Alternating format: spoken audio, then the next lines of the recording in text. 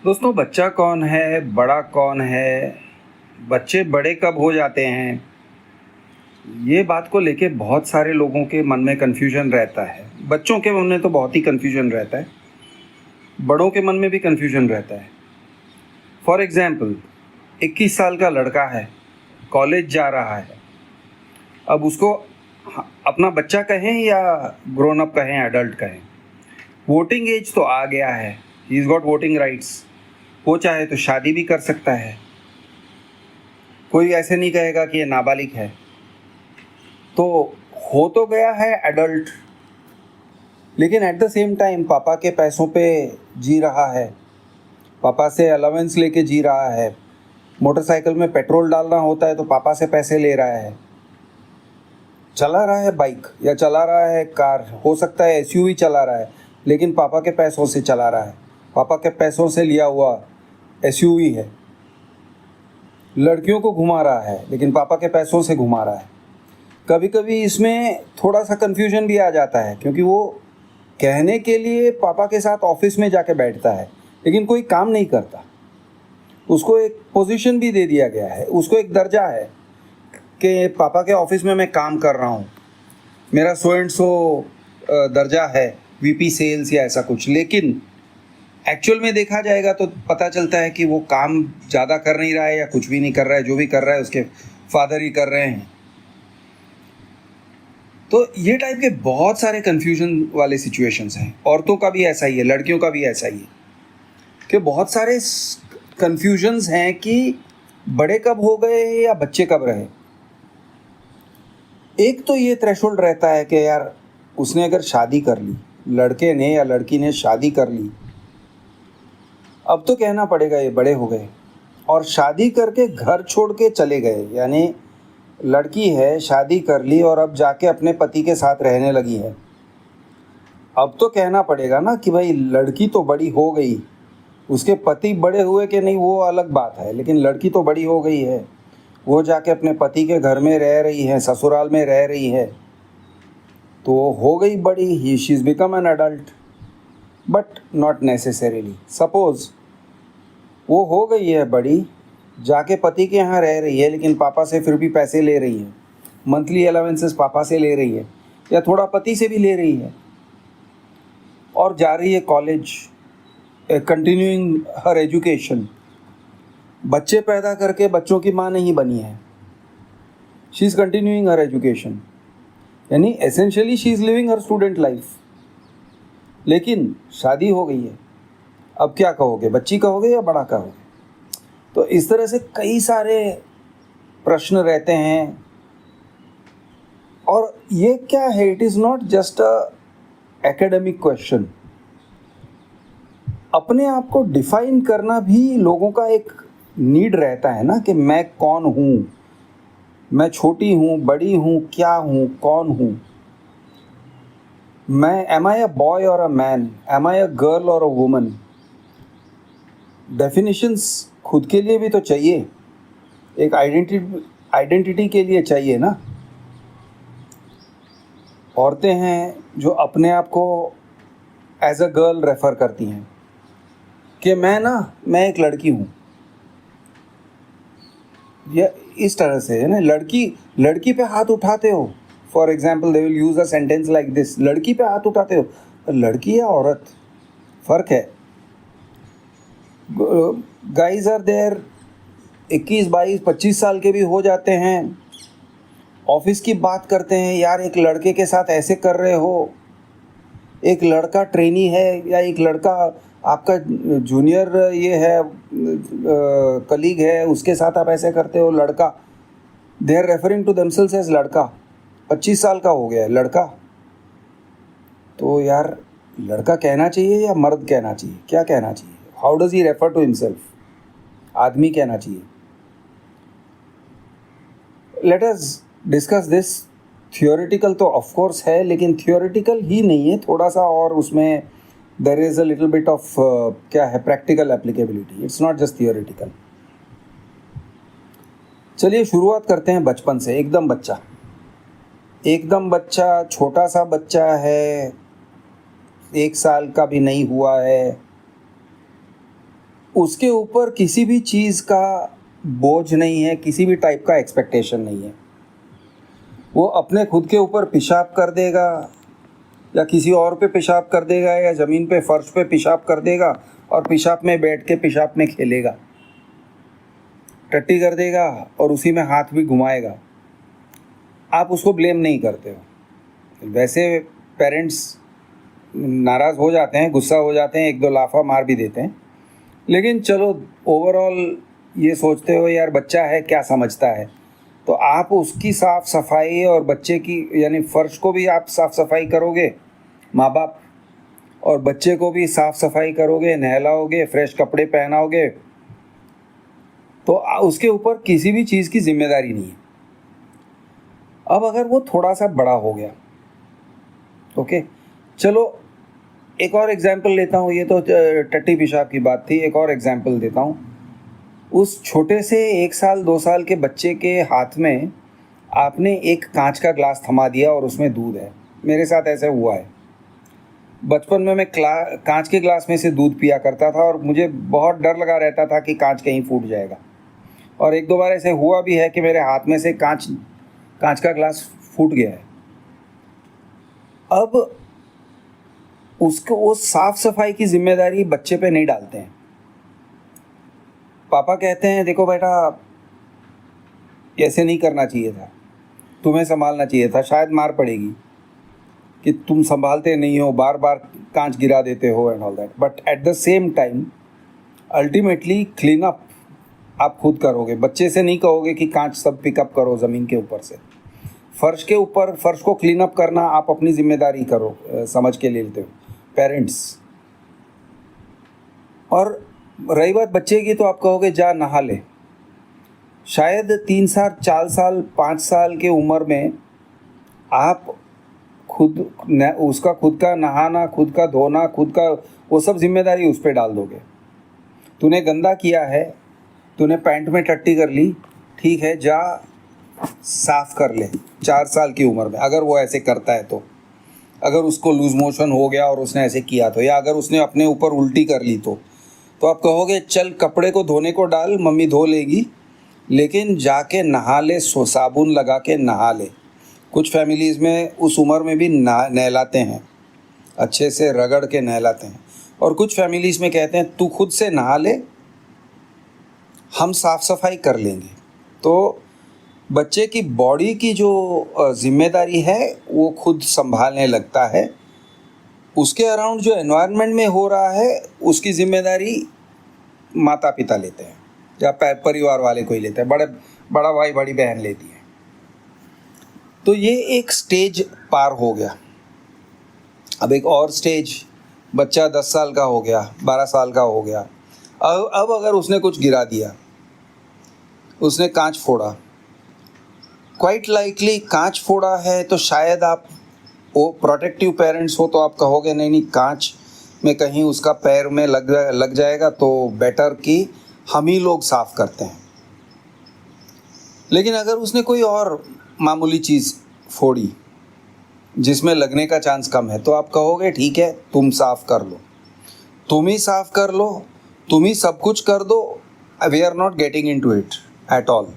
तुमने पानी गिराया, तुमने दूध गिराया, तुम साफ़ करो। किस तरह से साफ़ करना, क्या लेके साफ़ करना, क्लीनिंग फ्लूइड लेके साफ़ करना, साबुन का पानी लेके साफ़ करना, बाल्टी और पोछा लेके साफ़ करना, ये सब शायद इंस्ट्रक्शंस देते हैं, लेकिन साफ़ करने का काम बच्चे का ही हो जाता है कि तुम करो। और थोड़े बड़े हो गए, 18 साल के हो गए, अब इंस्ट्रक्शंस भी नहीं देते, यार साफ़ कर ले, कैसे भी तू साफ़ कर ले, that is your headache now, you do it any way you like, तुम संभालो। तो ये होता है ऑटोनॉमी।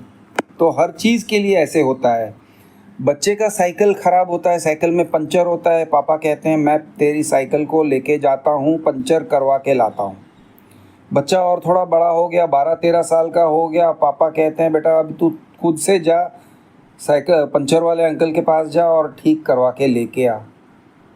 ये 12-13 साल या 15 साल की उम्र में। 18-20 साल की उम्र में डेफिनेटली उस उम्र में कुछ भी अगर उसका प्रॉब्लम होता है, पैंट फट गया, जा तू टेलर के यहाँ जा, करवा के ले आ। इनफैक्ट वो ये भी कहेंगे, टेलर मुझे पता नहीं है कहाँ पे है, तू जा मार्केट में देख ले।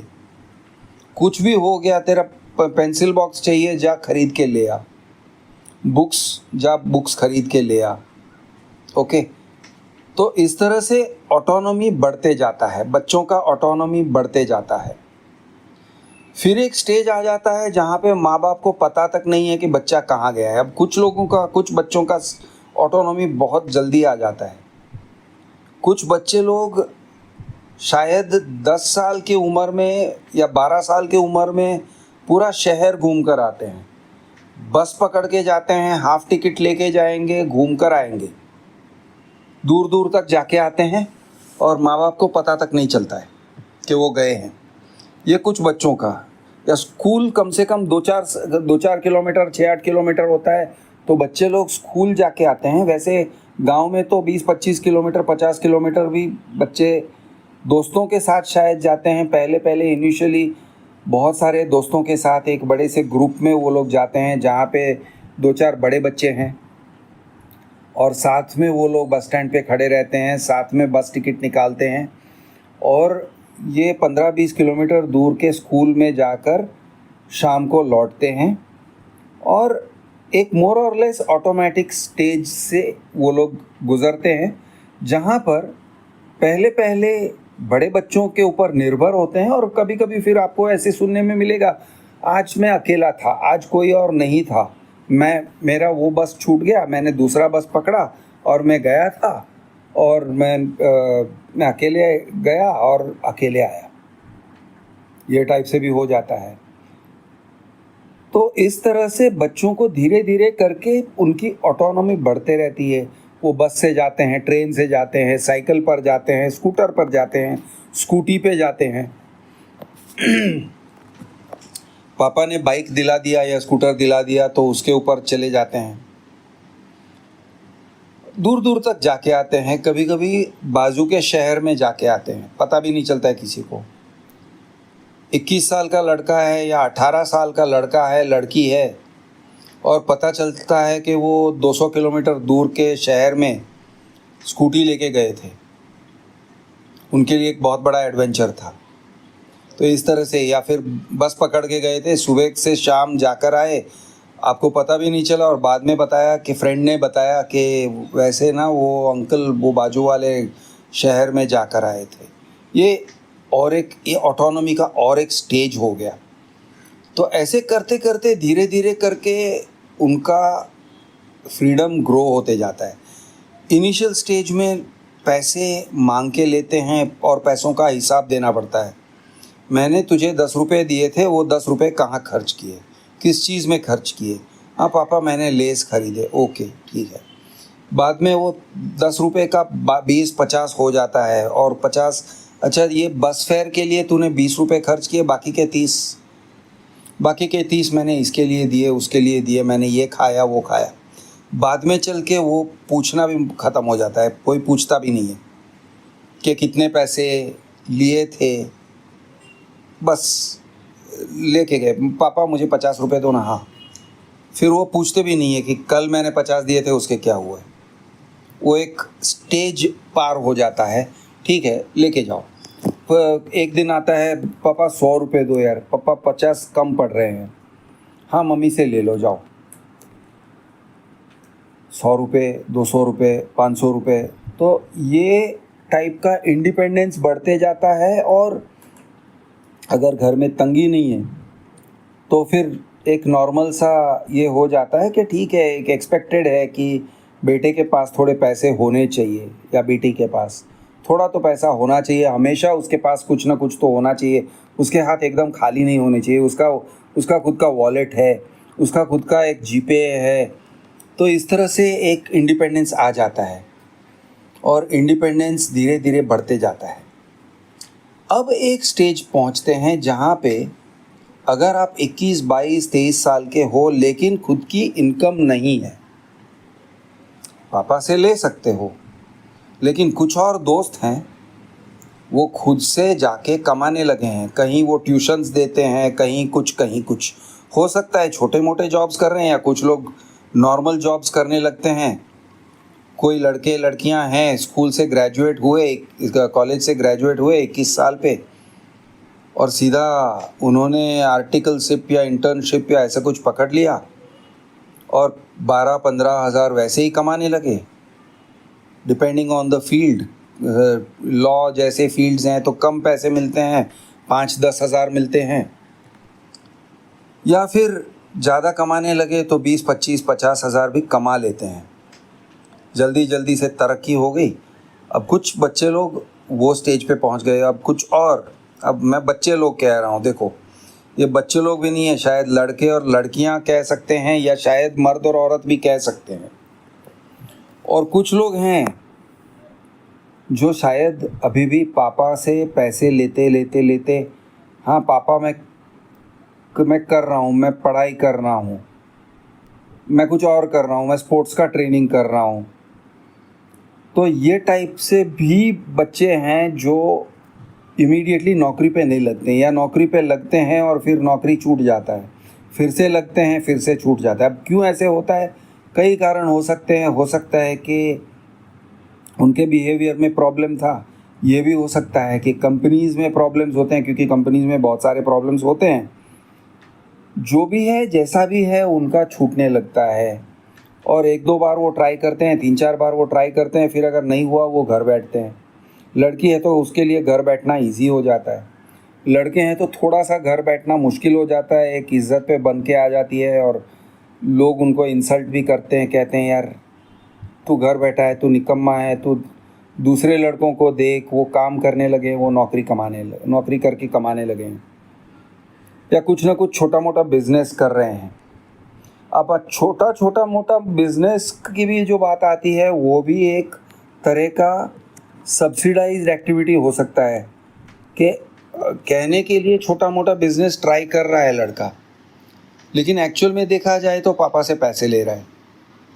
एक्चुअल में देखा जाए तो वो छोटे मोटे बिजनेस में से कुछ कमा नहीं रहा है, कुछ ना कुछ कर रहा है, कुछ ना कुछ गड़बड़ी कर रहा है, छोटे मोटे कुछ ना कुछ कर रहा है दिखाने के लिए, लेकिन एक्चुअल में देखा जाए तो वो कमा नहीं रहा है।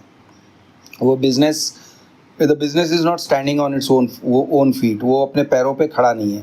पापा पैसे डालते रहते हैं, कभी 25 हज़ार, कभी 50 हज़ार, और बिजनेस लड़खड़ाते रहता है, फिर उसको क्लोज डाउन कर देते हैं। फिर कुछ और नया ट्राई किया, पापा मैंने केबल का बिज़नेस ट्राई किया, पापा मैंने ये बिज़नेस ट्राई किया, पापा मैंने वो बिज़नेस ट्राई किया, और हर बार एक एक्सक्यूज़ रहता है, ये हुआ इसलिए सक्सेस नहीं हुआ, वो हुआ इसलिए सक्सेस नहीं हुआ। लेकिन एंड रिज़ल्ट इज़ पापा से पैसे आते रहते हैं, परिवार से पैसे आते रहते हैं, पापा से मम्मी से पैसे आते रहते हैं। तो ये टाइप का सिचुएशन हो जाता है, तो भी it is still an extended childhood. अब अगर वो पापा मम्मी परिवार पर निर्भर है, आप कह सकते हो कि वो निर्भर है तो क्या हुआ? हो सकता है कि उसके पापा भी ऐसे ही थे कि उन्होंने बिज़नेस लेट स्टार्ट किया, या उन्होंने अपनी नौकरी पे जाना लेट स्टार्ट किया, 25 साल की उम्र में, 27 साल की उम्र में, 28-30 साल की उम्र में स्टार्ट किया। हो सकता है, there are plenty of families like that, और वो एक तरह से नॉर्मल होने लगा है, और भी नॉर्मल होने लगा है। पहले वो उतना नॉर्मल नहीं था।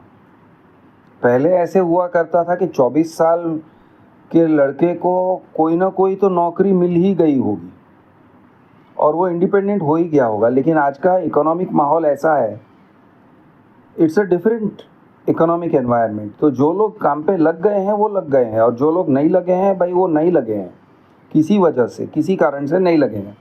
अब वो कोशिश कर रहे हैं, अपना हाथ पैर मार रहे हैं, या अब उनकी सिंसियरिटी के बारे में एक सवाल ज़रूर उठा सकते हो कि वो सिंसियरली कर रहे हैं या दिखावे के लिए कर रहे हैं। लेकिन जैसा भी है, कर तो रहे हैं कुछ ना कुछ, लेकिन फिर भी पापा मम्मी पे निर्भर हैं इकोनॉमिकली स्पीकिंग।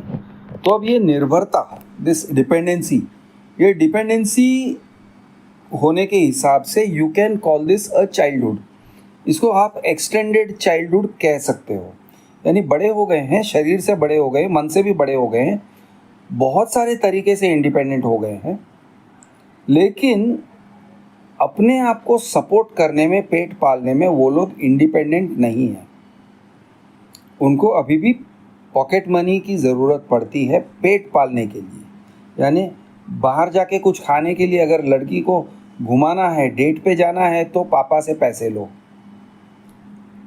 बाइक चलाना है तो बाइक के पेट्रोल के लिए पापा से पैसे लो। ओके, कार चलाना है, एसयूवी चला रहा है, लेकिन उसके लिए रिपेयरिंग के लिए वगैरह पापा से पैसे लो। तो ये टाइप से चलते रहता है। And this is an extended childhood. मैं इंसल्ट नहीं कर रहा हूँ, लेकिन मैं जनरली एक I want to draw some lines कि अगर इस तरह से निर्भरता है, it is an dependency on the parents, तो ये डिपेंडेंसी को हम चाइल्डहुड, बचपन ही कहेंगे। आपके मुंह पे मूछ दाढ़ी होगा, लेकिन फिर भी डिपेंडेंसी है, तो वो होता है एक्सटेंडेड चाइल्डहुड।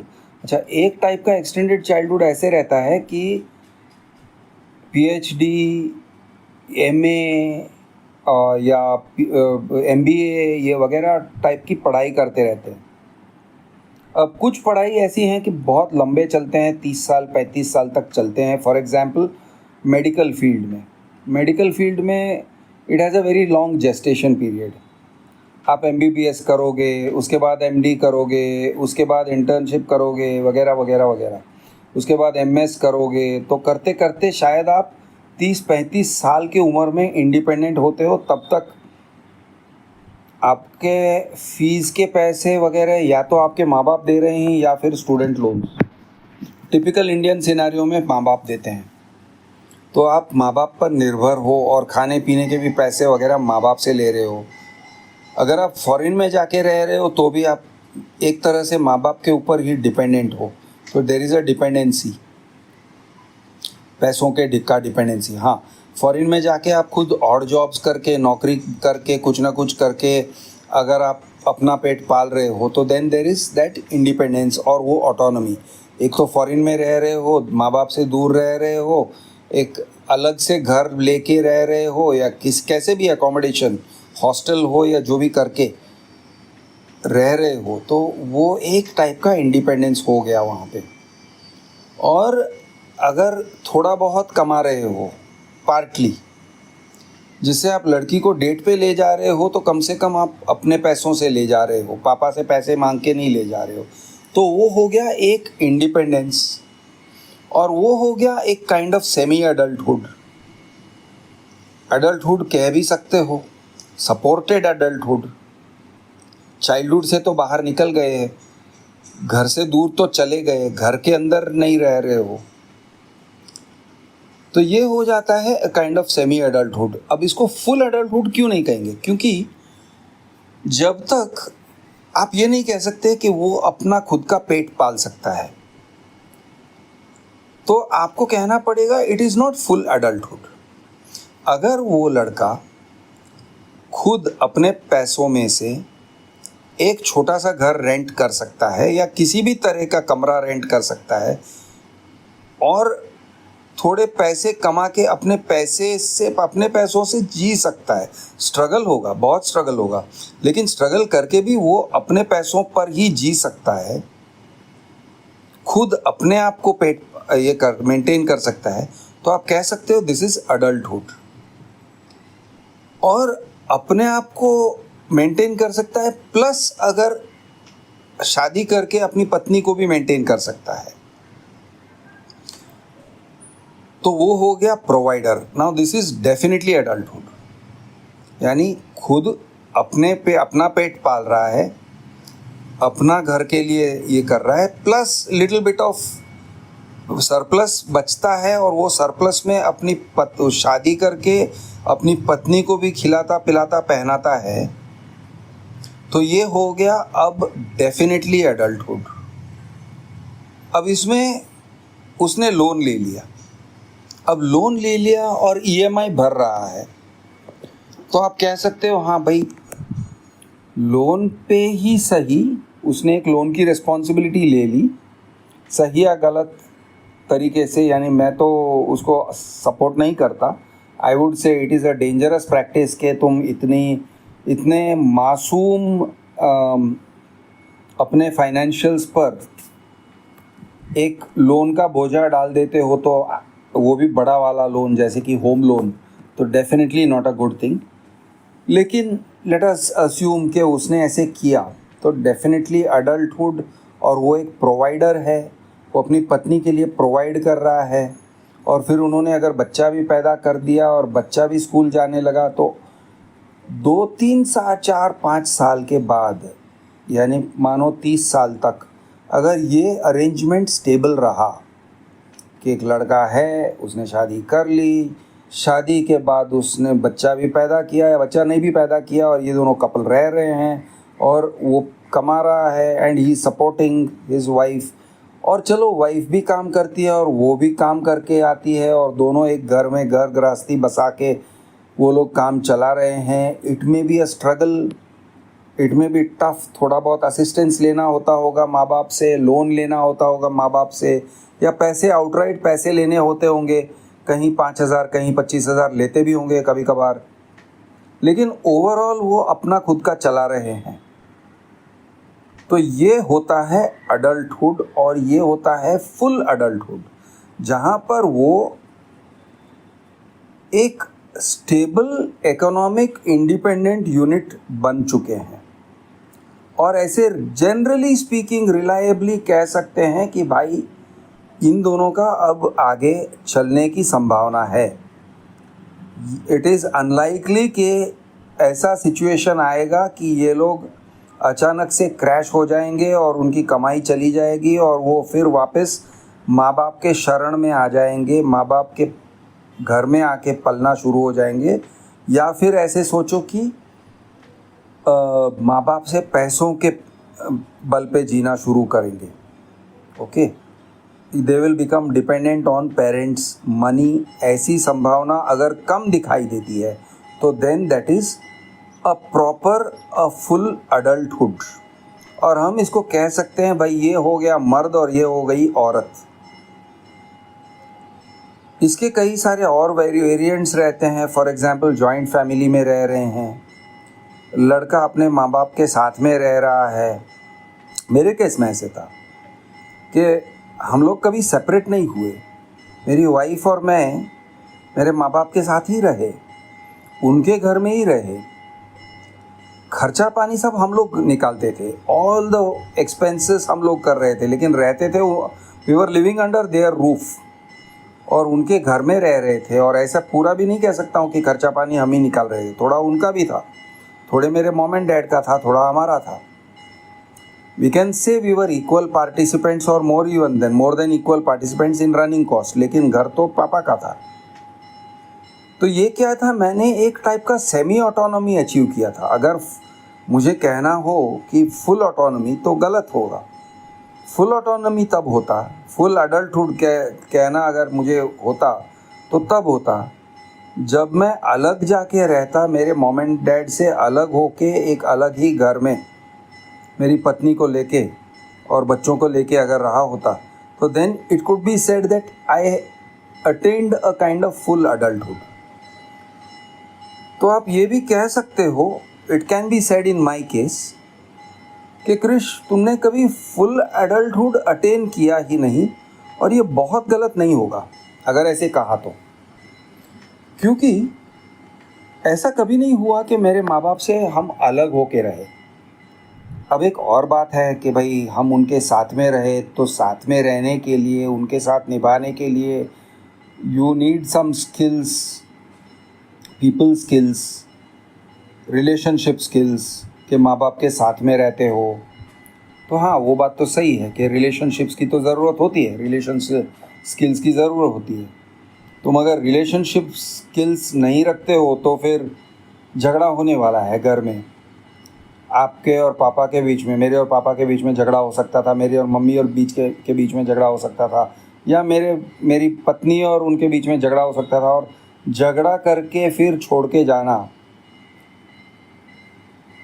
उसको it can be called as lack of skills, relationship skills कम है, ऐसे तो ज़रूर कह सकते हैं। या ये भी कह सकते हैं इत्तेफाक, क्योंकि मेरे मॉम एंड डैड के भी अच्छे रिलेशनशिप स्किल्स थे, मैं ओनली सन हूँ, ओनली चाइल्ड हूँ, उन्होंने भी हमारा साथ निभाया। हो सकता है कि डैड बोलने में ज़्यादा कड़वे होते तो हम अलग हो गए होते, या डैड एंड मॉम, या मॉम भी कभी कभी वो कड़वा बोलती थी, लेकिन ओवरऑल अगर उन्होंने कड़वा बोला होता और ज़्यादा ही कड़वा बोला होता, ज़्यादा कड़वा उनका व्यवहार होता, तो हो सकता है कि वी माइट हैव सेपरेटेड। अब खैर, from a philosophical standpoint ये ज़रूर कह सकते हैं कि in some sense of the word मैं हमेशा इन सम डिग्री मेरे डैड एंड मॉम पर डिपेंडेंट रहा। फुल इंडिपेंडेंस कभी नहीं किया, हालांकि अर्निंग्स मेरे अच्छे थे, लेकिन वो फुल इंडिपेंडेंस वाले स्टेज तक पहुंचे ही नहीं, for what ever reason. Is this a recommended model? It ऐसे भी होता है और ऐसे भी हो सकता है, and it can be done. It is a temperament thing. भाई, आपकी बहू का यानी मेरी अगर बहू आएगी तो बहू का टेम्परामेंट क्या है, वो कितना सुन के ले सकती है, कितनी अच्छी तरह से फिट हो सकती है या फिट नहीं होती है, तो you know it's very different. It's a different skill, it's a different parameter. तो ये टाइप से हर एक के लाइफ में एक अलग परिभाषा होती है फॉर अडल्टहुड।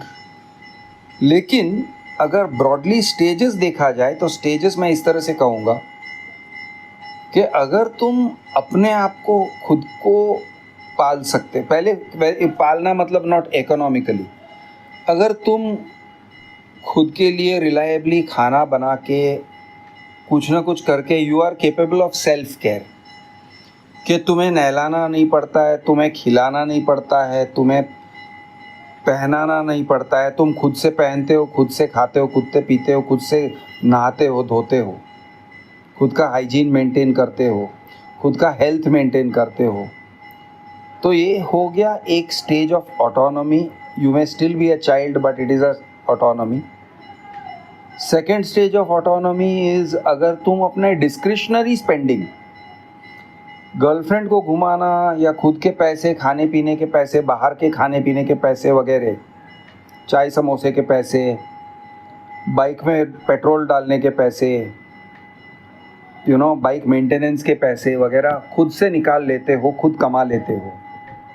लेकिन घर का खर्चा जो है, घर के खाने पीने में वगैरह, यू आर अ पार्टिसिपेंट, तो you are a semi dependent person. थोड़ा बहुत डिपेंडेंट हो, थोड़ा बहुत इंडिपेंडेंट भी हो। तुम्हारे डिस्क्रिशनरी स्पेंड्स इंडिपेंडेंट, लेकिन तुम्हारे कंपल्सरी स्पेंड्स, खाना पीना तो घर का ही खाना है ना, उसमें डिपेंडेंट। अच्छा, उसके अंदर अगर तुम पार्टिसिपेंट हो, तुम प्रोवाइड करते हो, तुम सैलरी कमा के लाते हो और सैलरी में से 20-30 हज़ार रुपये घर में दे रहे हो, जिससे घर भी चलता है, घर के चलने में तुम पार्टिसिपेंट हो गए हो, तो एक by one measure you are an adult. और अपने खुद के पैसे दे रहे हो, अपने खुद के, तो you are at least paying as much as you are eating. घर में से जितना खा रहे हो उतना तुम पार्टिसिपेट कर रहे हो, तो तुम हो गए एडल्ट। जितना तुम अपने खुद के कपड़ों के पैसे खर्च करते हो तो तुम हो गए एडल्ट। अब एडल्ट का मतलब फिर भी अगर माँ बाप के पैसे ये पहनावे में, खाने पीने में पार्टिसिपेट नहीं कर रहे हो, उनके पैसे वो, उनका कॉस्ट, उनका खर्चा वो खुद कैरी कर रहे हैं, you can be said to be a provider. लेकिन अगर उनका भी खर्चा आप उठा रहे हो, आप कहते हो अभी पापा आपको ये सब पैसे देने की ज़रूरत नहीं है, मैं दे रहा हूँ, मैं हर चीज़ दे रहा हूँ, मैं बिल्डिंग मेंटेनेंस दूंगा, मैं राशन, घर का राशन मैं पूरा ये करूँगा, आई विल, मेरे खर्चे पे आने दो सभी घर का राशन, आप कभी मम्मी पापा के हॉस्पिटलाइजेशन में, चलो मैं I will bear the cost, मेरे खर्चे में से आने दो, I don't have to take money from you, आपके पैसों में से नहीं, मेरे पैसों में से। या कुछ भी घर में मरम्मत करवानी होती है, रिपेयर्स वगैरह, तो नहीं, हाँ मैं करवा देता हूँ, डोंट वरी, ये मेरे खर्चे में से आने दो। तो now you are a provider, you are not just, आप सिर्फ एक क्या कहते हैं, सिर्फ एक इंडिपेंडेंट एंड ऑटोनमस नहीं हो, अब आप एक दर्जा आगे चले आए हो, यू आर अ प्रोवाइडर, आप सपोर्ट कर रहे हो, आप उनके कॉस्ट के अंदर आप उनके कॉस्ट को कम कर रहे हो और अपना कॉस्ट बढ़ा रहे हो। तो ये हो गया provider status. Now provider status is one level more than just autonomy, और मैं कहूँगा करीब करीब प्रोवाइडर होना एक adult and in any case एक मर्द की निशानी है, एक it is the mark of manhood. मैं औरतों पे वो प्रोवाइडर होना नहीं डालूँगा, इकोनॉमिकली प्रोवाइडर होना, of course it is also a sign of womanhood if a daughter does it. एक बेटी अगर उस तरह से करती है और सपोर्ट करती है और माँ बाप को सपोर्ट करती है और and she is providing in the house more than she spends, तो अपना खुद का तो खर्चा उठा ही रही है, प्लस माँ बाप का भी थोड़ा खर्चा उठा रही है या पूरा खर्चा उठा रही है। तो अब तो यार बेटी जवान तो हो ही गई, औरत भी हो गई, उसकी शादी हुई हो या ना हुई हो, लेकिन she is now a provider. मतलब वो you can't call her a child, उसका कहीं चाइल्डहुड का स्टेटस रहा ही नहीं, अब वो फुल्ली ग्रोन वुमन का स्टेटस हो जाता है। It is a responsible woman, औरत। फिर वो लड़की नहीं कहेंगे, लड़की कहना गलत होगा। तो ये this is the mark of a man and a woman. लेकिन a woman can earn her womanhood in another way also. ये ट्रेडिशनल सोसाइटी के हिसाब से मैं कह रहा हूँ कि अगर वो घर के काम में हाथ बटाती है, she starts picking up more and more of the load of the house, काम के हिसाब से रसोई वो करती है। पहले पहले शी में ओनली प्रिपेयर ब्रेकफास्ट या ओनली लंच, या जब वो नौकरी पे नहीं जा रही है तो सिर्फ जो सैटरडे संडे को वो खाना पकाती है, एक खाना पकाती है, दोनों खाना पकाती है, दिन के सब्ज़ी वगैरह मंगा लेती हैं, ओके। तो या लेके आती हैं, घर के काम में हाथ बटाती हैं। तो there again she displace the characteristics of provider, कि वो एक प्रोवाइडर हैं घर के लिए, वो सपोर्ट कर रही है, वो सिर्फ उसके ऊपर डिपेंडेंट नहीं है।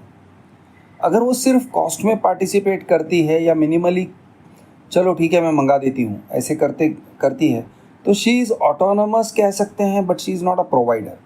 तो एक of course these are degrees, तो एक डिग्री पार कर जाएगा तब हम कह सकते हैं हाँ ये तो यार पूरी तरह से प्रोवाइडर स्टेटस उसने अचीव कर लिया है। शी इज़ नाउ, लड़की तो नहीं कहेंगे, अब तो वुमन ही कहेंगे।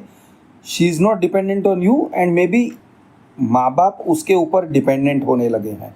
तो ये तो प्रोवाइडर का definitely it's a state of provider. माँ बाप या छोटे भाई बहन कभी कभी बड़ी बहन पे डिपेंडेंट होने लगते हैं, तो she is becoming a provider. तो ये होता है प्रोवाइडर स्टेटस या औरत स्टेटस एक औरत के लिए। अच्छा, और लड़का लड़की या अगर शादी करके they become providers of their parents and parents become their dependents, शायद गरीबी की वजह से कि पेरेंट्स के पास उनके पैसे नहीं हैं, तो अब पेरेंट्स एक तरह से बचपन में चले गए हैं। अगर पेरेंट्स डिपेंडेंट हो गए अपने बच्चों के ऊपर, तो वो एक सेकंड चाइल्डहुड के स्टेज में चले जाते हैं,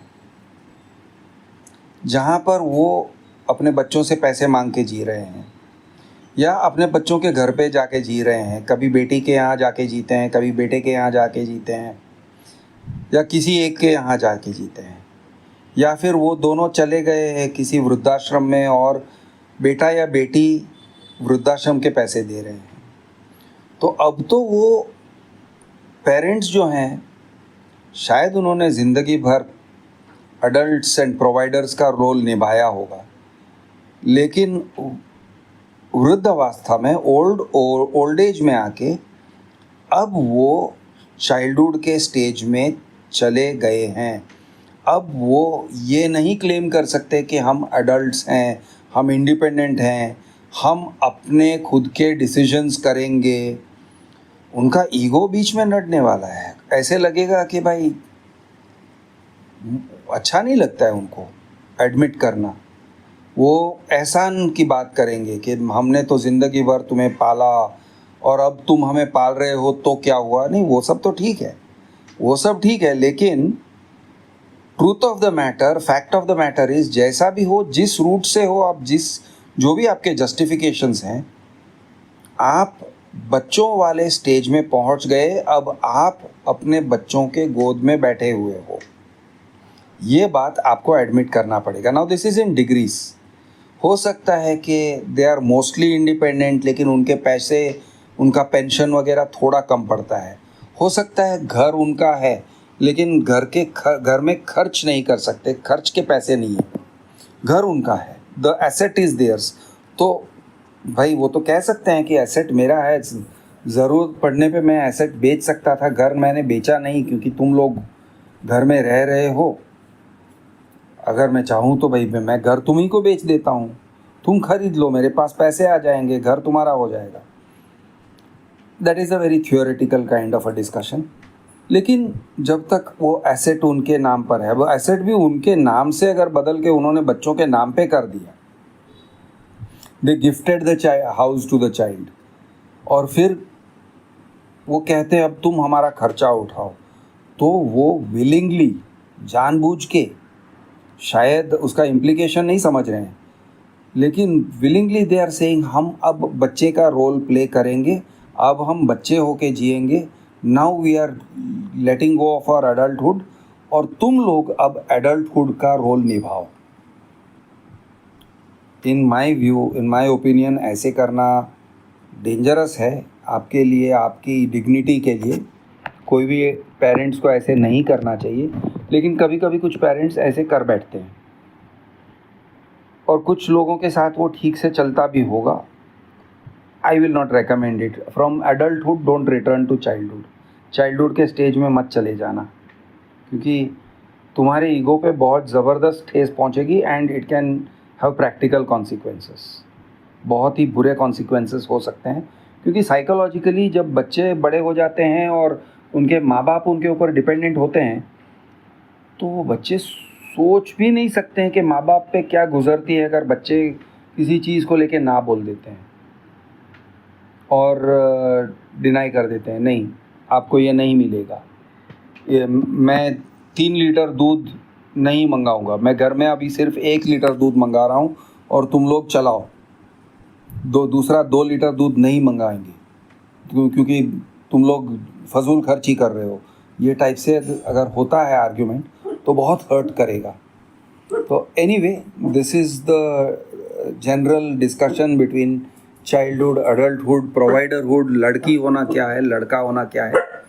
चलिए, ये डिस्कशन चलते रहेगा।